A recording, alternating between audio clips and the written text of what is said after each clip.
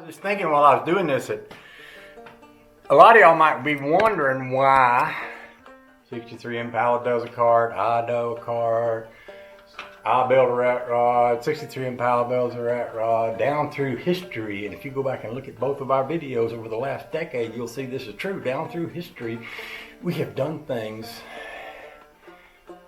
kind of at the same time, but different. Like he's on one side of the world and I'm on the other side of the world, and yet without even communicating with each other, often I find that I'm doing something or he's doing something, and what I'm doing and what he's doing, it all kind of fits together, and it's very mysterious.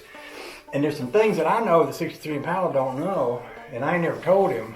And I don't want you to tell him either, but I'll share it with you if you promise to keep it a secret. See, 63 Impala was actually born to a poor sharecropper family in Georgia. There was a woman in Georgia who already had a couple of kids, and they was wild things and unruly, and they wouldn't do good work on the farm. So when the third one came along, she just didn't want to be bothered with it anymore. So she was going to put him on an orphan train and send him out west, but a band of gypsies came through, and she was able to, since he was just a baby and all, and impressionable, and they figured they could raise him up to be, like a rodeo cowboy or something, worthwhile. So they agreed to swap mama some silverware for this baby, and they took this baby and they headed off around the country. Well, along the way they was buying and selling and swapping and picking up farm animals, and they had figured out along the way that this boy that they had may or may not turn out to be worth the silverware that they swapped him for, and they had concerns about that, grave concerns, and they got out west somewhere.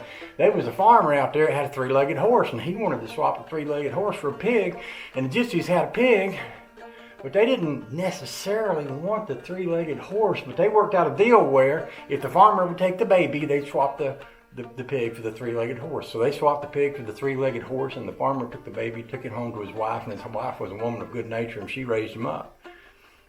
That's where 63 Impala came from. Now, y'all don't tell him that, because he don't know. But I'm just telling, it's just between me and you, okay? And that's why a lot of times when I'm doing something, he's doing something very similar, it's because we're actually brothers that were separated at birth. Yeah, that's how it happened. That's exactly how it happened.